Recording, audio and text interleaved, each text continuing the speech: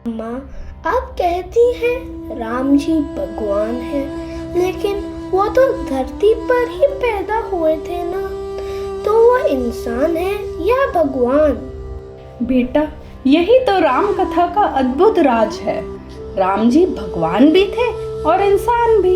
इंसान बनकर ही उन्होंने बुराई को हराया। लंका का राजा रावण 10 सिर वाला अपार शक्ति का स्वामी। उसने वरदान लिया कि देवता, राक्षस और जानवर कोई उसे ना मार सके। पर इंसानों को उसने तुच्छ समझकर उनका नाम ही नहीं लिया। वही उसकी हार का कारण बना। तो माँ, मतलब घमंड हमेशा हार जाता है? हाँ बेटा, जब हम दूसरों को कम समझते हैं तो असली खतरा वहीं से आता है। जैसे कभी स्कूल में किसी चुप बच्चे को नजरअंदाज कर दिया जाता है और वही बच्चा परीक्षा में सबसे आगे निकल जाता है, या घर में बुजुर्ग की राय को हल्का समझा जाता है और बाद में वही सबसे सही साबित होती है। रावण की कहानी हमें याद दिलाती है, हर आवाज को सुनना जरूरी है।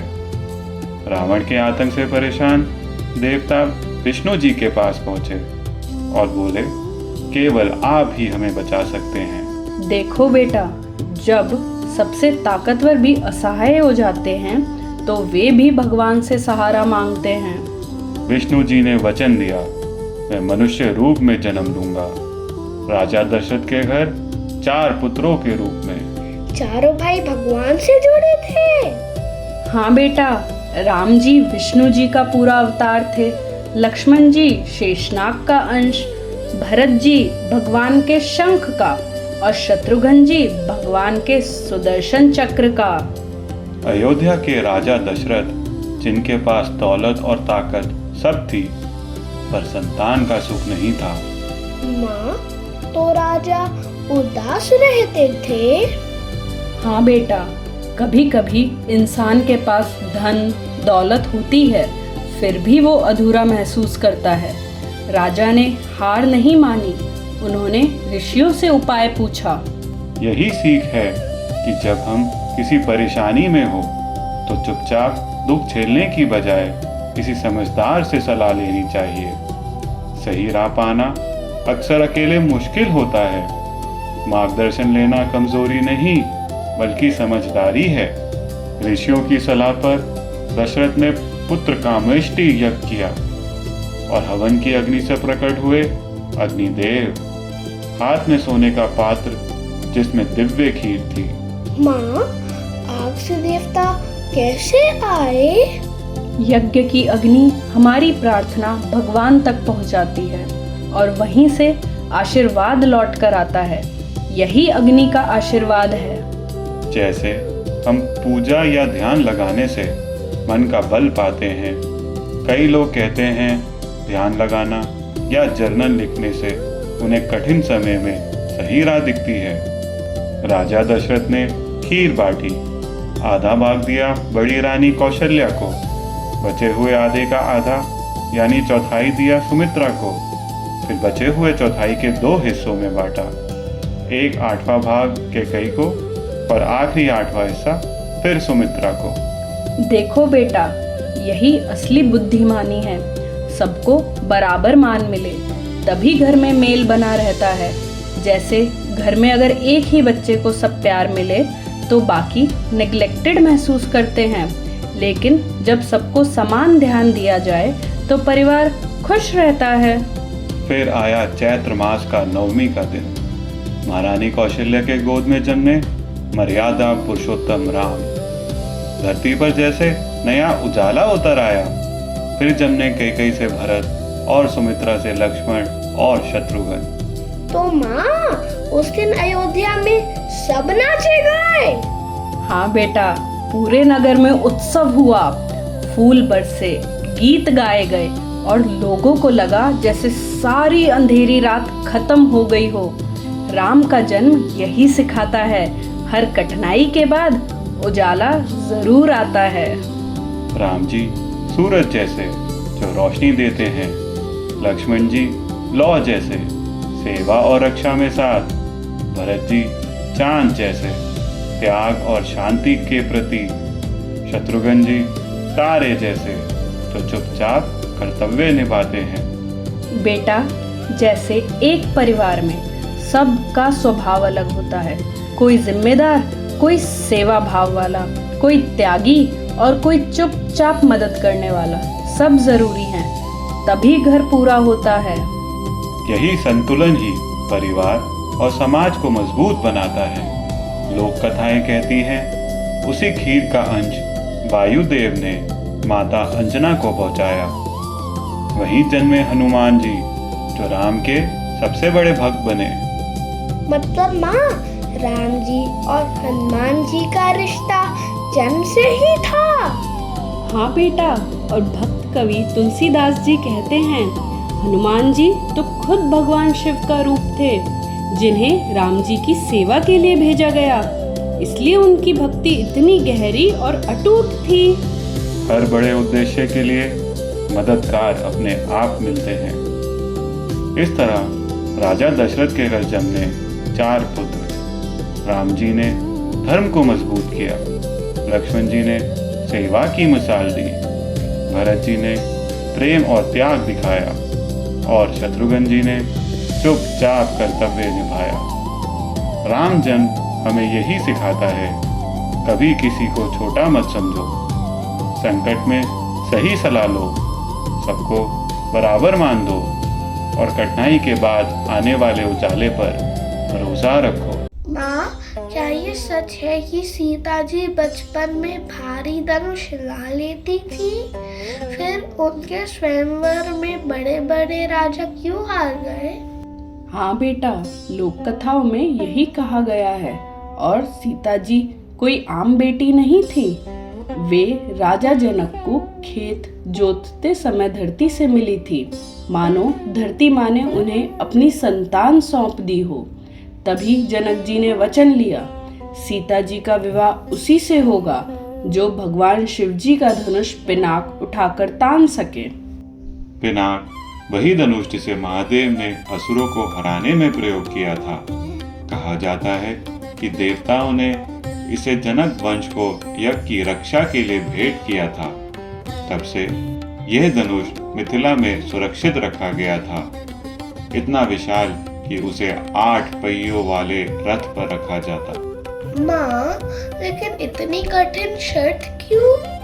बेटा, राजा जनक चाहते थे कि सीता जी का जीवन साथी सच में योग्य हो। असली काबिलियत परीक्षा से साबित होती है। शादी हो या नौकरी, सिर्फ फोटो या रेज्यूमे देख के फैसला मत करो। असली टेस्ट कैरेक्टर और कैपेबिलिटी का होता है। उधर अयोध्या में विश्वामित्र ऋषि का यज्ञ बार बार राक्षसों द्वारा बिगाड़ा जा रहा था। वे राजा दशरथ के पास पहुंचे। सेना नहीं, उन्हें चाहिए थे सिर्फ राम जी।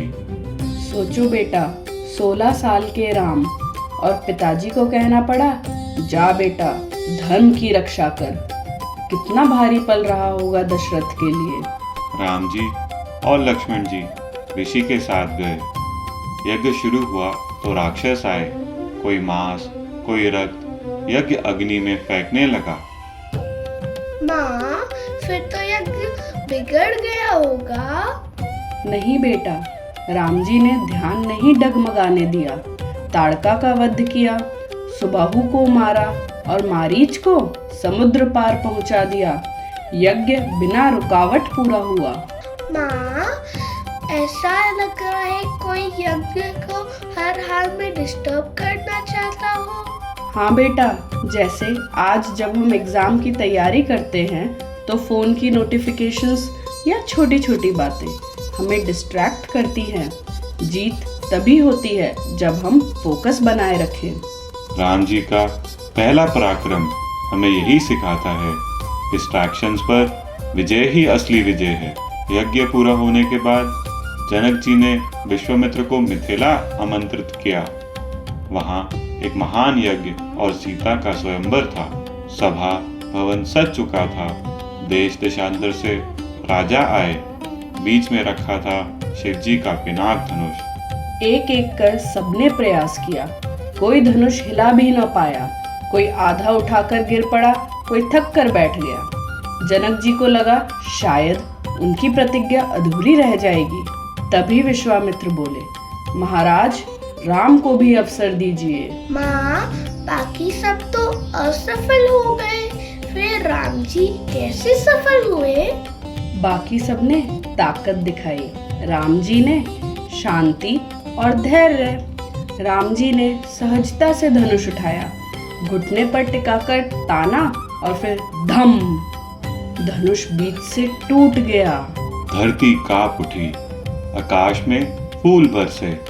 लोक कथाएं कहती हैं कि उसकी गूंज लंका तक पहुंची और रावण भी चौंक उठा। यही सीख है, चाहे इंटरव्यू हो या बड़ी मीटिंग, अगर हम घबराएं तो आसान काम भी कठिन लगेगा, लेकिन शांत मन और आत्मविश्वास से काम आसान हो जाता है। लेकिन सभा यहीं शांत नहीं हुई। तभी प्रकट हुए परशुराम, शिव भक्त और विष्णु अवतार परंपरा के रक्षक। माँ, वो क्यों आए? क्योंकि उन्हें लगा कि शिव जी के धनुष का अपमान हुआ है। वे राम जी को चुनौती देने आए। परशुराम ने अपना धनुष राम को दिया और कहा, अगर तुम सच में योग्य हो तो इसे तान कर दिखाओ। राम जी ने सहज भाव से उठाया, ताना और फिर विनम्रता से उन्हें लौटा दिया। तब परशुराम समझ गए, ये कोई साधारण राजकुमार नहीं, बल्कि स्वयं विष्णु जी का अवतार है। जनक जी ने तुरंत दूत भेजे, महाराज दशरथ को समाचार दीजिए, बारात लेकर मिथिला पधारे। दशरथ जी आए, उनके साथ भरत जी और शत्रुघ्न जी भी थे। जनक जी ने उनका भव्य स्वागत किया। मंत्रोच्चार के बीच सीता का पवित्र कन्यादान हुआ। फिर जनक जी ने प्रस्ताव रखा, मेरी अन्य 3 बेटियों का विवाह भी आपके पुत्रों से हो। दशरथ जी ने यह खुशी से स्वीकार किया। इस प्रकार लक्ष्मण जी का विवाह हुआ उर्मिला जी से, भरत जी का मांडवी जी से और शत्रुघ्न जी का श्रुतकीर्ति जी से। बेटा, शास्त्रों में तो जनक जी ने सीता जी का हाथ राम जी को सौंपा, लेकिन मिथिला की मधुबनी चित्रकला में आज भी सीता जी को राम जी के गले में वरमाला डालते हुए चित्रित किया जाता है और वहाँ चारों शादियों को बराबरी से दिखाया जाता है। मानो ये सिखाता हो कि असली उत्सव वही है जिसमें सबको समान स्थान मिले। 12 दिनों तक मिथिला में उत्सव चला। गीत, संगीत और दावतों की धूम, जैसे धरती पर स्वर्ग उतर आया हो। विवाह के बाद बारात लौटी अयोध्या। हर गली दीपों से जगमगा उठी, हर घर में आनंद छा गया। पर किसे पता था कि इसी उत्सव के बीच नियति अगली बड़ी परीक्षा लिख चुकी है। क्या आपने कभी सोचा है, एक वादा अगर गलत वक्त पे किया जाए तो उसका बोझ पीढ़ियों को उठाना पड़ सकता है। यही हुआ अयोध्या में, जहाँ एक पुराना वचन बन गया राम जी के वनवास का कारण। लेकिन उस दुखद पल से पहले अयोध्या ने देखे अपने सबसे सुनहरे दिन। माँ, राम जी के शादी के बाद अयोध्या में सेलिब्रेशन हो रही होगी ना? हाँ बेटा, 12 दिन तक उत्सव, संगीत और मंगल गान। लोग कहते थे अयोध्या पर मानो देवताओं की कृपा बरस रही है। लोक कथाओं में कहा गया है, इन्हीं दिनों में सीता जी ने एक सपना देखा था, घना जंगल और तपस्वी, मानो आने वाले वनवास की झलक। ये हमें याद दिलाता है कि सुख कुछ समय का है। हर खुशी को जी भर के जिए, लेकिन उसके जाने से टूटे नहीं। मॉडर्न लाइफ में भी प्रमोशंस या अचीवमेंट्स परमानेंट नहीं होते। असली ताकत है बदलाव को स्वीकार करने की। इन्हीं उत्सवों के बीच महाराज दशरथ ने निश्चय किया, राम जी को युवराज घोषित किया जाएगा, यानी कि अगला राजा। अयोध्या की गलियां सजने लगी, मंदिरों में दीप प्रज्वलित हुए और प्रजा के चेहरे पर उल्लास झलकने लगा। वाह माँ, राम जी अब राजा बनने वाले थे। हाँ बेटा, लेकिन कभी कभी जब सब कुछ तय लगता है, तभी छुपी हुई बातें सामने आ जाती हैं। और सब बदल जाता है। हर योजना पक्की नहीं होती। करियर या पर्सनल लाइफ हालात कभी भी बदल सकते हैं। इसलिए ज़रूरी है कि हम सिर्फ प्लानिंग ना करें बल्कि एडेप्टेबिलिटी को भी अपनी ताकत बनाएं। महल के अंधेरे हिस्सों में मंथरा ने कैकेयी जी के मन में जहर खोला। उसने कहा, सोचो महारानी, अगर राम राजा बने तो राजमहल में सबसे ऊंचा स्थान कौशल्या का होगा। तुम्हारा और भरत का महत्व धीरे धीरे मिट जाएगा। आज तुम महारानी हो, कल बस एक नाम भर रह जाओगी। रानी कैकेयी को राजा दशरथ ने कब वरदान दिए माँ? बेटा, बहुत समय पहले जब कैकेयी जी ने राजा दशरथ की युद्ध में जान बचाई थी तो कृतज्ञ होकर राजा दशरथ ने कहा था, जब चाहो 2 वरदान मांग लेना। अब वही वचन अयोध्या का भविष्य बदलने वाला था। तुलसीदास जी ने मंथरा की बातों को कलयुग का प्रभाव कहा है, यानी जब बुराई का असर मन पर छा जाए तो इंसान अपने सबसे प्रियजन के साथ भी अन्याय कर बैठता है। हर नकारात्मक सलाह अक्सर डर और असुरक्षा के रूप में आती है। अपने पुराने वादे अगर सोच समझकर ना किए जाएं तो भविष्य का बंधन बन जाते हैं। आज भी चाहे रिश्ते हो या काम, बिना सोचे वचन देना या सिर्फ एक ही पक्ष की बात मान लेना हमें भारी नुकसान पहुंचा सकता है। फिर बेटा, कैकेयी ने अपने वरदान मांगे। पहला, भरत जी का राज्याभिषेक और दूसरा, राम जी का 14 वर्ष का वनवास। महाराज दशरथ यह सुनकर टूट गए। एक ओर पुत्र के लिए प्रेम और दूसरी ओर राजा के वचन की पवित्रता। आखिरकार वे मौन हो गए, क्योंकि राजा अपने वचन से पीछे नहीं हट सकता। माँ, क्या सच में एक वादा इतना भारी हो सकता है? हाँ बेटा, और यही रामायण हमें सिखाती है कि शब्द कभी हल्के नहीं होते। वचन निभाना आसान नहीं होता, लेकिन वही इंसान की असली पहचान बनाता है। राम जी ने बिना एक पल सोचे पिता का वचन निभाने का निश्चय किया। उन्होंने कहा, यदि वनवास से पिताजी का वचन बचता है तो मैं इसे सहर्ष स्वीकार करता हूँ। ये हमें याद दिलाता है असली चरित्र वही है जो कठिन समय में भी अपने वचनों को तोड़े नहीं। माँ, सीता जी और लक्ष्मण जी ने राम जी के साथ वनवास जाने की जिद क्यों की? राम जी ने वनवास स्वीकार किया, पर बेटा, ये त्याग सिर्फ उनका अकेले का नहीं था। सीता जी ने कहा, जिस मार्ग पर आप चलेंगे वही मेरा मार्ग है, और लक्ष्मण जी ने सब बंधन छोड़ दिए, यहाँ तक कि अपनी पत्नी उर्मिला को भी पीछे छोड़ दिया। उर्मिला का मौन ही उसका सबसे बड़ा त्याग था। असली रिश्ते सिर्फ साथ चलने वालों से नहीं, बल्कि पीछे रहकर भी चुपचाप त्याग करने वालों से बने रहते हैं। आज भी परिवार या टीम में अनसंग हीरोज वही होते हैं जो बिना शो ऑफ के जिम्मेदारी निभाते हैं। माँ, भरत जी ने अपनी माँ रानी कैकेयी को समझाया क्यों नहीं? उस समय भरत जी अयोध्या में नहीं थे बेटा, वे अपने ननिहाल कैकेयी देश में थे। जब लौटे और सुना कि राम जी वनवास गए हैं तो उनका हृदय टूट गया। उन्होंने माँ कैकेयी को भी कठोर शब्द कहे और सिंहासन लेने से साफ इनकार कर दिया। भरत जी ने कहा, राज्य मेरा नहीं है, असली राजा राम जी हैं, और राज सिंहासन पर उन्होंने राम की लकड़ी की चप्पलें खड़ाऊ रख दी। अगले 14 वर्षों तक वही खड़ाऊ अयोध्या का प्रतीक राजा बनी रही। माँ, चपले राजा कैसे बन सकती है? क्योंकि बेटा, वो राम के वचनों और धर्म का प्रतीक थी। भरत जी ने सबको दिखाया कि असली नेतृत्व सत्ता पर बैठने से नहीं, बल्कि भरोसा निभाने से होता है। सच्चा नेतृत्व त्याग और सेवा से आता है, अहंकार से नहीं। आज भी सबसे अच्छे नेता वही हैं जो सामने नहीं बल्कि पीछे से सबका भरोसा निभाते हैं। सुबह जब राम जी, सीता जी और लक्ष्मण जी वनवास के लिए निकले, अयोध्या का हर कोना रो पड़ा। लोग कहते हैं जैसे पूरा नगर अपने प्राण छोड़ रहा हो। माँ, क्या सच में सब लोग इतने दुखी थे? हाँ बेटा, क्योंकि राम जी का जाना पूरे राज्य का दुख था।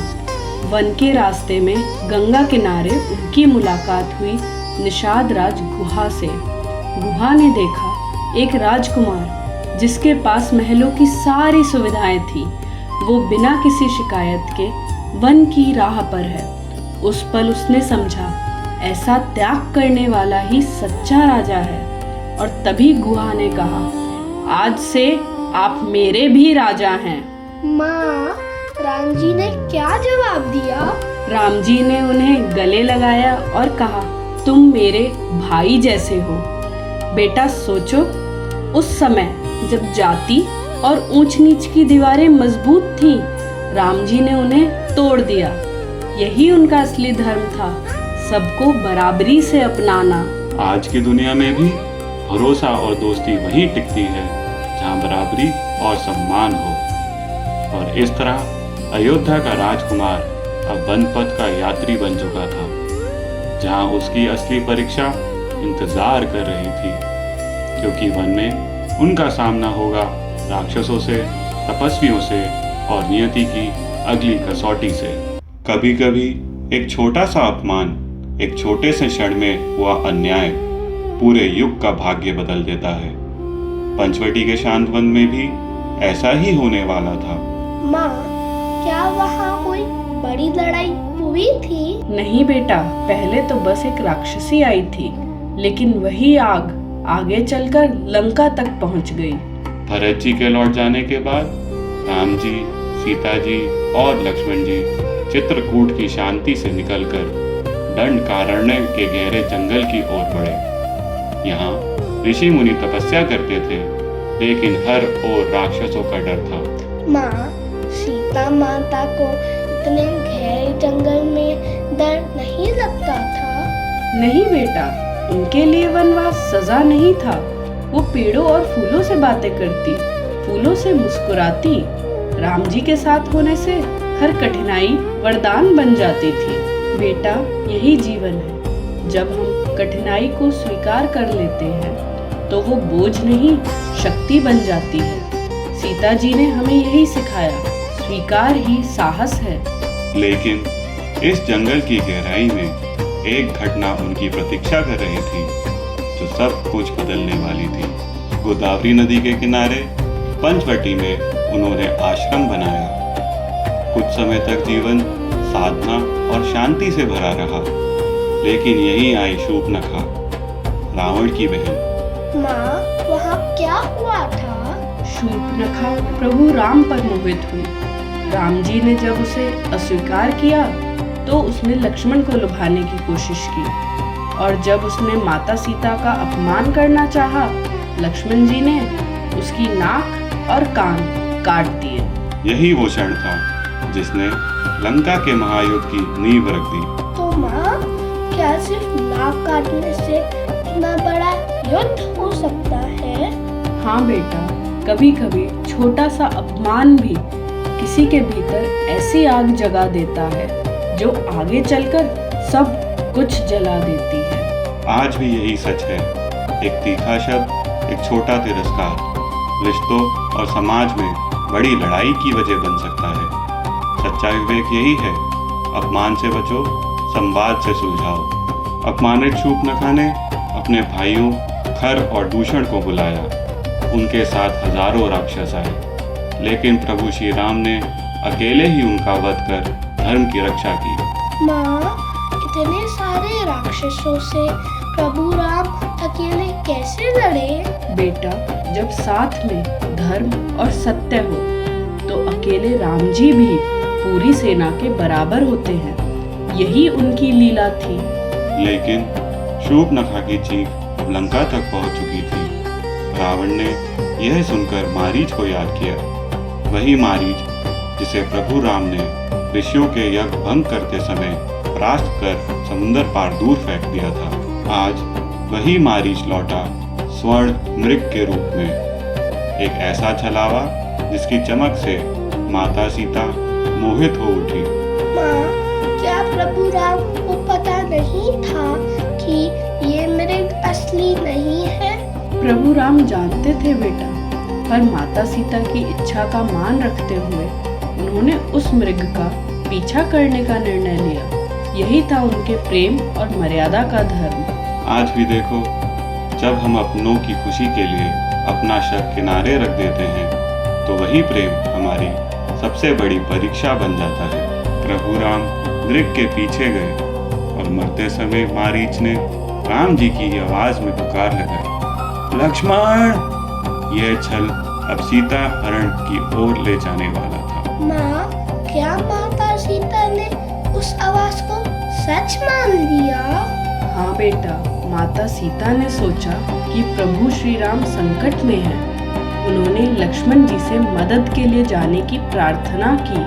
लक्ष्मण जी ने कहा, प्रभु राम कभी हार नहीं सकते। लेकिन माता सीता का डर बढ़ता गया और अंत में वे मान गए। जाते जाते लक्ष्मण जी ने आश्रम के चारों ओर एक रेखा खींची। लोग आज तक इसे लक्ष्मण रेखा कहते हैं। ये रेखा वाल्मीकि रामायण में नहीं मिलती, बल्कि तुलसीदास जी की रामायण और अन्य लोक कथाओं में जुड़ा हुआ एक प्रतीक है। माँ, सीता माता इतनी बुद्धिमान थी तो उन्होंने उस साधु को क्यों नहीं पहचाना? बेटा, रावण का छल गहरा था। वह साधु का रूप लेकर आया और माता सीता का दिल दयालुता से भरा था। उन्होंने सोचा भूखे को खिलाना स्त्री का धर्म है। यही उनकी दया बनी रावण का अवसर। और उसी क्षण रावण ने अपना असली रूप दिखाया। उसने माता सीता को पुष्पक विमान में बिठाया और आकाश में उड़ चला। फिर क्या किसी ने रोका नहीं? हाँ बेटा, सामने आए वृद्ध पक्षी जटायु, राजा दशरथ के प्रिय मित्र। उन्होंने अपने जीवन देते हुए रावण से युद्ध किया। जटायु ने वीरता से प्राण दिए, पर जाते जाते प्रभु राम को सब सच बता दिया। प्रभु ने स्वयं उनका अंतिम संस्कार किया और उन्हें पिता समान सम्मान दिया। बेटा, यही हमें सिखाता है सच्ची मित्रता और कर्तव्य के लिए कभी कभी जीवन भी देना पड़ता है, और जटायु की वीरता सदा अमर रहेगी। इस प्रकार सीता हरण के साथ रामायण का नया अध्याय शुरू हुआ। अब प्रभु राम और लक्ष्मण जी का मार्ग उन्हें दक्षिण की ओर ले जाएगा, जहां उनकी भेंट होगी महावीर हनुमान से। माँ, राम जी इतने दुखी क्यों थे? क्या उन्हें कोई सहारा नहीं मिला? बेटा, जब अपने बिछड़ जाते हैं तो मन बहुत भारी हो जाता है, लेकिन यही दुख हमें आगे बढ़ने की ताकत भी देता है। राम जी का यही दुख उन्हें नए साथियों तक ले गया। राम जी किष्किंधा पहुंचे। वहां उनकी भेंट हुई हनुमान जी से, जो साधु का वेश बनाकर आए थे। उन्होंने राम जी से विनम्रता पूर्वक प्रश्न किए, आप कौन हैं? किस लिए वन में आए हैं? माँ, हनुमान जी ने ऐसे सवाल क्यों पूछे? बेटा, सच्चा मित्र आंख मूंद कर भरोसा नहीं करता। वह पहले जानता है कि सामने वाला सच और धर्म के मार्ग पर है या नहीं, फिर ही अपना जीवन समर्पित करता है। हनुमान जी ने भी यही किया। राम जी और हनुमान जी का यह मिलन केवल मित्रता नहीं थी, बल्कि इतिहास का मोड़ था। फिर आए सुग्रीव जी, जिन्होंने अपनी पीड़ा सुनाई। उनके भाई बलि ने उन्हें राज्य से निकाल दिया था। राम जी ने वचन दिया कि अन्याय का अंत होगा। पर माँ, सुग्रीव जी ने इतने इजीली राम जी के प्रॉमिस पर ट्रस्ट कैसे किया? बेटा, सुग्रीव जी को पता था कि बाली बहुत ताकतवर है और उन्हें हराना बहुत मुश्किल काम है। इसीलिए राम जी ने अपने एक ही तीर से 7 साल के पेड़ों को भेद कर एहसास दिलाया कि उनका वचन और बाण दोनों ही बहुत शक्तिशाली हैं। राम जी की मदद से सुग्रीव जी ने राज्य वापस पाया और धन्यवाद में उन्होंने वानर सेना को आदेश दिया, चारों दिशाओं में निकलो, सीता जी की खोज करो। हनुमान जी, अंगद जी और जाम्बान जी दक्षिण दिशा की ओर बढ़े। यह हमें सिखाता है बेटा, केवल वादा करना काफी नहीं, बल्कि उसे निभाना ही सच्चे विश्वास की नींव है। वानर दल बहुत खोज करने के बाद समुद्र किनारे थक कर बैठ गया। तभी सामने आए एक बूढ़े गिद्ध, संपाति जी, जो जटायु जी के भाई थे। याद है, जटायु जी ने अपने प्राण देकर राम जी को रावण की सच्चाई बताई थी। अब उनके भाई संपाति जी इस खोज की कड़ी बनने वाले थे। माँ, संपाति जी ने राम जी की मदद कैसे की? बेटा, संपाति जी उड़ नहीं सकते थे, लेकिन उनकी नजर बहुत दूर तक जाती थी। उन्होंने वानरों को बताया, सीता जी लंका में रावण के पास कैद हैं। जहाँ सबको निराशा लगी, वहीं संपाति जी ने आशा जगा दी। माँ, संपाति जी उड़ क्यों नहीं सकते थे? बचपन में संपाति जी और जटायु जी सूरज की ओर उड़ चले थे। सूरज के पास पहुंचते ही संपाति जी के पंख जल गए। तब से वे जमीन पर ही रहने लगे। जीवन में कभी कभी मदद वहीं से मिलती है जहां हम लीस्ट एक्सपेक्ट करते हैं। जैसे किसी ऑफिस में बड़े बड़े मैनेजर भी हल ना निकाल पाए, तो कभी कभी एक नॉर्मल वर्कर सबसे आसान उपाय बता देता है। उम्मीद कहीं से भी मिल सकती है। अब वानर दल समझ गया कि सीता जी लंका में हैं, पर समस्या थी समुद्र पार किया कैसे जाए। माँ, कोई भी समुद्र कैसे पार कर सकता था? क्या सबको हार माननी पड़ी? नहीं बेटा, तभी आगे बढ़े वृद्ध जाम्बान जी। उन्होंने हनुमान जी से कहा, तुम वायुपुत्र हो, तुम्हारी शक्ति असीम है, बस तुम भूल गए हो। बचपन में ऋषियों ने श्राप दिया था कि हनुमान जी अपनी शक्ति तब तक भूलेंगे जब तक कोई उन्हें याद ना दिलाए, और जाम्बान जी ने वही किया। माँ, तो हनुमान जी के अंदर ताकत पहले से थी, बस उन्हें याद दिलाने की जरूरत थी ना? हाँ बेटा, अक्सर हमारी असली ताकत भी हमारे भीतर ही छुपी रहती है। कभी हमें एक जाम्बान की जरूरत होती है, जैसे स्कूल में कोई टीचर, ऑफिस में कोई मार्गदर्शक जो हमें कहे तुम कर सकते हो। हनुमान जी ने अपना विराट रूप धारण किया, आसमान तक ऊंचे हो गए। उनकी नजर केवल एक ही लक्ष्य पे थी, लंका पहुंचना और माता सीता जी का पता लगाना। यहीं से शुरू होता है रामायण का सबसे अद्भुत अध्याय, हनुमान जी का समुंदर लागना। जब हनुमान जी ने समुद्र को लागा, रास्ते में आई ऐसी शक्तियां जो किसी साधारण को रोक देती, पर भक्त की भक्ति कौन रोक सका है। हनुमान जी ने छलांग लगाई और 100 योजन लंबे समुद्र को लागना शुरू किया। रास्ते में 3 बाधाएं आई। माँ, कौन कौन सी बाधाएं? क्या हनुमान जी रुक गए? पहली थी मेनाक पर्वत। वह समुद्र से निकलकर बोला, आओ हनुमान जी, थोड़ा विश्राम कर लो। लेकिन हनुमान जी ने कहा, मेरे पास समय नहीं है, मेरा काम सीता जी को ढूंढना है। और वे आगे बढ़ गए। फिर आई सुरसा, एक नाग माता। उसने कहा, तुम्हें मेरे मुंह में प्रवेश करना होगा।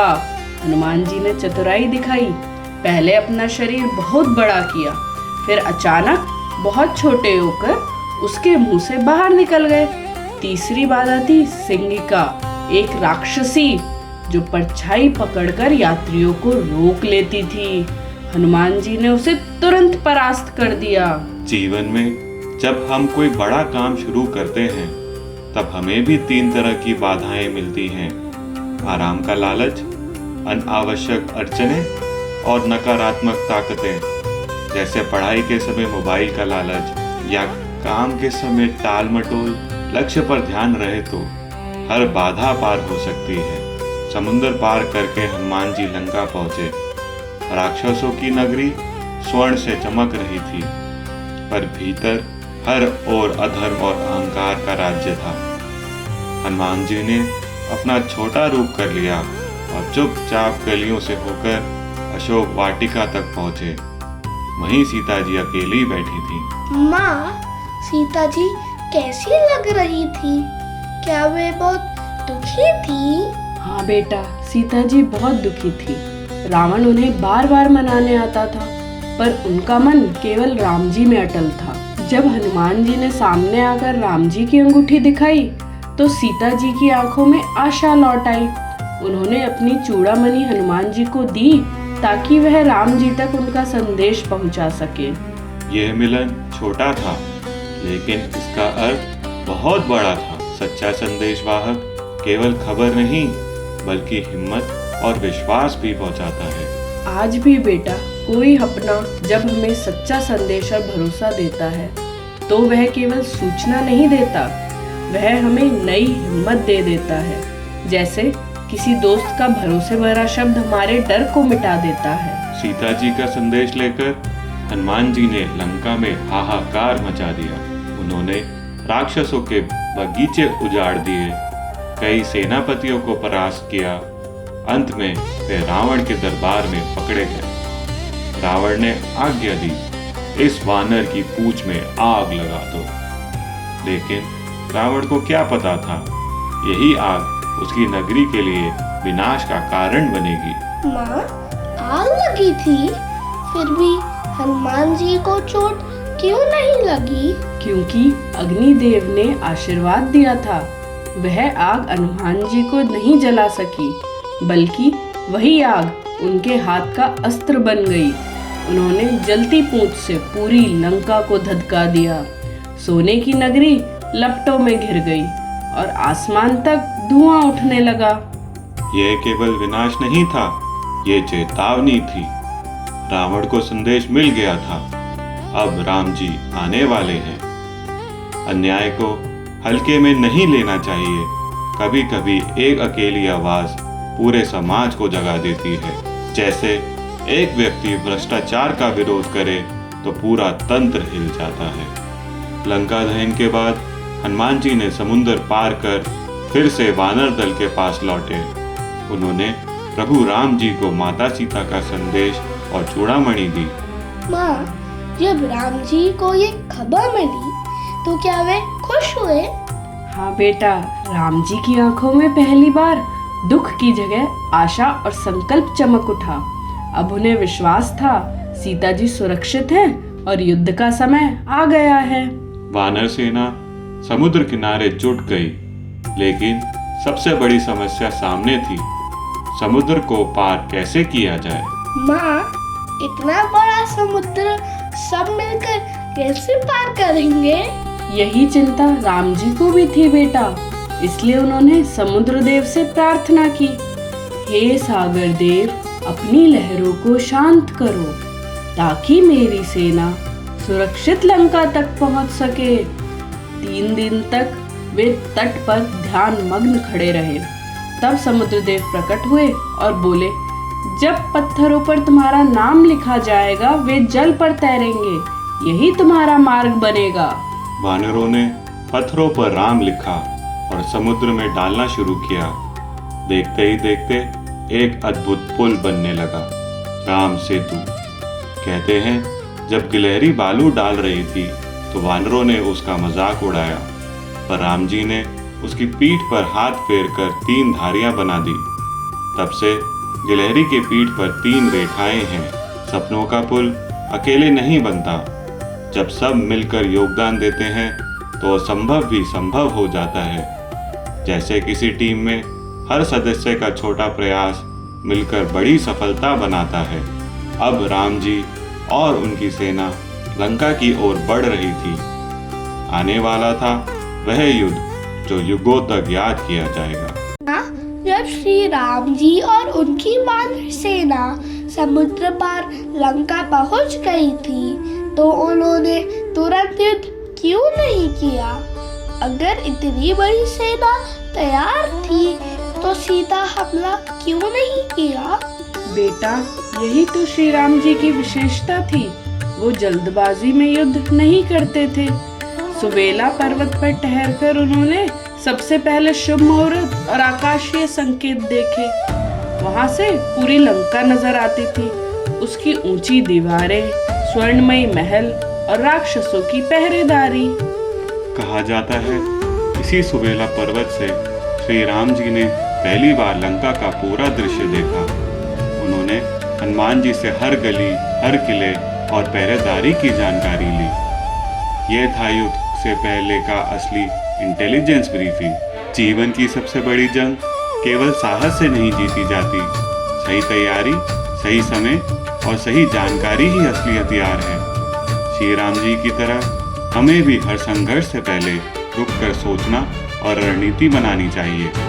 तैयारी पूरी हो चुकी थी। अब श्री राम जी ने युद्ध से पहले रावण को आखिरी अवसर देने का निश्चय किया। उन्होंने वानर युवराज अंगद जी को दूत बनाकर लंका भेजा। माँ, क्या अंगद जी सचमुच अकेले ही रावण की सभा पे चले गए थे? अंगद जी निर्भीक होकर रावण की सभा में पहुंचे और संदेश दिया, श्री राम जी माता सीता जी को वापस चाहते हैं, युद्ध नहीं। अगर तुम मान जाओगे तो लंका बच जाएगी, नहीं तो विनाश निश्चित है। रावण ने उनकी बातों का मजाक उड़ाया और पकड़ने का आदेश दिया। तो फिर अंगद जी ने क्या किया? अंगद जी ने सभा के बीच में अपना पैर जमीन पर जमा दिया और कहा, अगर तुम सच में अपनी ताकत पर भरोसा रखते हो तो मेरा पैर हिला कर दिखाओ। अगर कोई इसे हिला दे तो मान लीजिए श्री राम जी युद्ध छोड़ देंगे। यह सुनकर रावण के सेनापति और योद्धा प्रहस्त, निकुंभ सबने कोशिश की, पर कोई भी पैर हिला ना सका। यहाँ तक कि रावण ने भी प्रयास किया पर असफल रहा।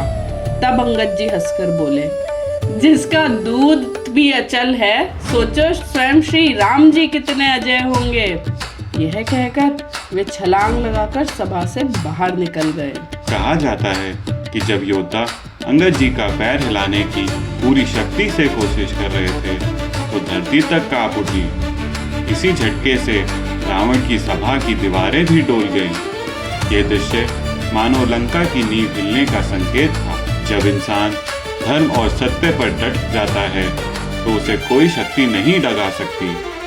जैसे अंगद जी ने अचल खड़े होकर रावण की सभा को हिला दिया, वैसे ही हमें भी अपने मूल्यों पर दृढ़ रहना चाहिए। माँ, जब अंगद जी रावण की सभा से वापस चले गए तो रावण ने क्या किया? अगले ही दिन रावण ने अपने सेनापतियों को युद्ध भूमि में भेजा। सबसे पहले कौन सा सेनापति आया? सबसे पहले धूमाक्ष आया। उसके साथ हाथियों की पूरी सेना थी, पर हनुमान जी ने अकेले ही उसका सामना किया। चट्टानों और वृक्षों से मारते हुए हनुमान जी ने धूमाक्ष को रणभूमि में परास्त कर दिया। और फिर वज्रदंष्ट्र आया। उसने अंगद जी पर वार किया, पर अंगद जी ने भीषण युद्ध के बाद उसे मार गिराया। तो क्या रावण और भी योद्धा बेचते रहे? हाँ बेटा, इसके बाद प्रहस्त रावण जी का प्रधान सेनापति आया। वह बहुत बलवान था और वानरों को भारी क्षति पहुंचा रहा था। तब नील ने एक विशाल शिला उठाई और प्रहस्त पर फेंकी। उसी वार से उसका अंत हुआ। कहा जाता है कि प्रहस्त के मरते ही रावण के मन में पहला भय जागा, क्योंकि जिसे अजय माना जाता था वह भी श्री राम जी के सहयोगी के सामने टिक न सका। माँ, इतने सेनापति हार गए तो क्या अब रावण खुद युद्ध में आए? अब रावण ने अपने सबसे प्रिय पुत्र इंद्रजीत को युद्ध भूमि में भेजा। इंद्रजीत अदृश्य हो सकते थे और मायावी अस्त्रों के धनी थे। उन्होंने रात में युद्ध किया। नागास्त्र का प्रयोग करके श्री राम जी और लक्ष्मण जी को सर्पों की तरह बांध दिया। वानर सेना रोने लगी, क्योंकि उन्हें लगा कि प्रभु श्री राम जी और लक्ष्मण जी मारे गए। लेकिन तभी गरुड़ देव प्रकट हुए। उनके आते ही नागास्त्र का प्रभाव समाप्त हो गया और प्रभु राम जी और लक्ष्मण जी मुक्त हो गए। छल और भय से मिली जीत कभी स्थायी नहीं होती। इंद्रजीत के माया जाल को भी सत्य और धर्म ने पल भर में तोड़ दिया। जिंदगी में जब डर और भ्रम हमें बांध ले तो सच्चाई ही हमें मुक्त करा सकती है। इस प्रकार युद्ध के पहले ही दिन रावण के सेनापति धाराशायी हो गए और इंद्रजीत की माया भी असफल रही। अब रावण के सामने एक ही विकल्प बचा था, अपने भाई कुंभकर्ण को जगाना। माँ, कुंभकर्ण हमेशा इतने सोते क्यों रहते थे? बेटा, कुंभकर्ण ने ब्रह्मा जी से वरदान मांगने के लिए तपस्या की थी, तो वे असल में निद्र यानी नींद से मुक्त होने का वरदान मांगना चाहते थे। लेकिन उसी समय देवी सरस्वती जी ने उनकी वाणी में भ्रम डाल दिया और शब्द निकला निद्रा। वरदान उल्टा पड़ गया। अब उन्हें 6-6 महीने की गहरी नींद में सोने का शाप मिल गया। तो फिर उन्हें कैसे जगाया गया? राक्षसों ने उन्हें उठाने के लिए सब कुछ किया। ढोल नगाड़े बजाए, शंख फूके, हाथियों को दौड़ाया, यहाँ तक कि भालों से भी चुबोया। आखिरकार उनके सामने भोजन और शराब के ढेर लगाए गए और तभी कुंभकर्ण धीरे धीरे उठ बैठे। जागते ही उन्होंने पहाड़ों जितना भोजन निगल लिया। जागने के बाद कुंभकर्ण ने रावण से कहा, सीता जी को वापस कर दो, ये युद्ध विनाशकारी होगा। लेकिन रावण ने उनकी बात ठुकरा दी। भाई के प्रति निष्ठा निभाने के लिए कुंभकर्ण को अंततः रणभूमि में उतरना पड़ा। जैसे ही वे रणभूमि में उतरे, वानर सेना में हाहाकार मच गया। वे वानरों को पकड़कर रौंद देते, वृक्षों और पहाड़ों को हथियार बनाकर फेंकते, यहाँ तक कि उन्होंने सुग्रीव जी को भी घायल कर दिया। तब श्री राम जी से उनका सामना हुआ। प्रभु ने पहले उनके हाथ काट दिए, फिर पैर, ताकि वे प्राणियों को और कष्ट ना पहुंचा सके, और अंत में दिव्य बाण से उनका सर अलग कर दिया। कुंभकर्ण धरती पर गिरे और पूरी लंका कांप उठी। कभी कभी हम जानते हैं कि कोई निर्णय गलत है, फिर भी परिवार या दोस्तों की जिद में उसका साथ देते हैं। जैसे कोई व्यक्ति अपने प्रिय की गलत आदतों या बुरी संगति को देखकर भी चुप रहता है और धीरे धीरे वही आदत उसे भी मुश्किलों में डाल देती है। सच्ची निष्ठा वही है जो हमें सही मार्ग पर डटाए रखे, ना कि अंधेपन में गलत का साथ देने पर मजबूर करे। कुंभकर्ण के पतन से रावण टूट गए, पर हार मानना उनके स्वभाव में नहीं था। अब उन्होंने अपने पुत्र इंद्रजीत को दोबारा रणभूमि में भेजा। माँ, इंद्रजीत इतने शक्तिशाली क्यों माने जाते थे? बेटा, इंद्रजीत ने स्वयं इंद्रदेव को युद्ध में परास्त किया था, इसलिए उनका नाम पड़ा इंद्रजीत। वे मायावी अस्त्रों के धनी थे और अदृश्य होकर भी युद्ध कर सकते थे। इंद्रजीत ने पहले निकुंभिला नामक स्थान पर एक यज्ञ शुरू किया। अगर वह पूरा हो जाता तो वह अजय हो जाता, पर विभीषण ने यह रहस्य श्री राम जी को बताया। तब लक्ष्मण जी और वानरों ने यज्ञ भंग कर दिया और भीषण युद्ध छिड़ गया। विभीषण ने यह रहस्य राम जी को क्यों बताया? आखिर वे तो रावण के भाई थे। हाँ बेटा, विभीषण रावण के भाई थे, पर उन्होंने धर्म का साथ चुना और श्री राम जी के पक्ष में आ गए। वे जानते थे कि रावण का मार्ग गलत है, इसीलिए हर बार सच्चाई से राम जी की सहायता करते थे। जब ये यज्ञ भंग हुआ तो इंद्रजीत क्रोध से भर गए। उन्होंने युद्ध भूमि में एक भयंकर शक्ति अस्त्र चलाया। ये सीधा लक्ष्मण जी के सीने पर लगा। लक्ष्मण जी मूर्छित होकर भूमि पर गिर पड़े। माँ, क्या लक्ष्मण जी मर गए थे? नहीं बेटा, वे मृत नहीं हुए थे, पर उनकी सांसें बहुत धीमी पड़ गई। पूरा शिविर दुख और भय से भर गया। श्री राम जी अत्यंत व्याकुल होकर बोले, अगर लक्ष्मण को कुछ हो गया तो मेरे लिए जीवन का कोई अर्थ नहीं बचेगा। तभी वानर वैद्य सुशेषण ने कहा, लक्ष्मण जी को बचाने के लिए हिमालय की द्रोणगिरी पर्वत से संजीवनी बूटी लानी होगी। हनुमान जी तुरंत तुर पड़े। पर्वत पर पहुंचकर वे जड़ी बूटियों को पहचान नहीं पाए। तब उन्होंने पूरा पर्वत ही उखाड़ लिया और लंका वापस ले आए। उस औषधि की सुगंध से लक्ष्मण जी की चेतना लौट आई और फिर वानर सेना में फिर से उत्साह भर गया। लोक कथा है कि जब हनुमान जी पर्वत लेकर लौटे तो उस पर्वत से कुछ टुकड़े धरती पर गिरे। आज भी भारत में कई पर्वत इन्हीं टुकड़ों के रूप में पूजे जाते हैं। संकट में हार मानने की बजाय हर संभव उपाय करना चाहिए। आज भी जब किसी अस्पताल में अचानक कोई गंभीर रोगी आ जाता है और दवा तुरंत उपलब्ध नहीं होती तो डॉक्टर और नर्सें हर सीमा पार करके जीवन बचाने की कोशिश करते हैं। सीख यही है, निष्ठा और समाधान ढूंढने की लगन असंभव को भी संभव बना देती है। संजीवनी से लक्ष्मण जी के बच जाने के बाद रावण का साहस डगमगा गया, पर इंद्रजीत अब भी हार मानने को तैयार नहीं थे। उन्होंने निश्चय किया, एक अंतिम और निर्णायक युद्ध होगा।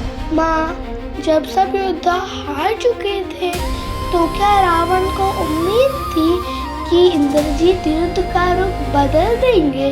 हाँ बेटा, रावण मानते थे कि इंद्रजीत उनकी सबसे बड़ी आशा है।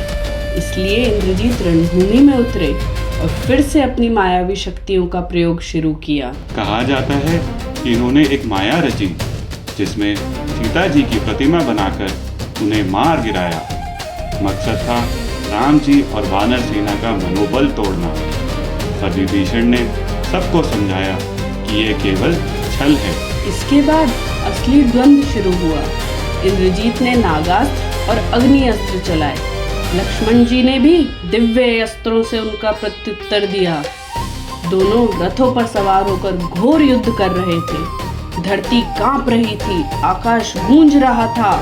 युद्ध लंबा खिंचता गया, पर धीरे धीरे इंद्रजीत की माया कमजोर पड़ने लगी। लक्ष्मण जी हर बार उनकी चाल को काट देते। तो माँ, अंत कैसे हुआ? अंततः लक्ष्मण जी ने भगवान श्री राम जी की कृपा से इंद्रास्त्र छोड़ा।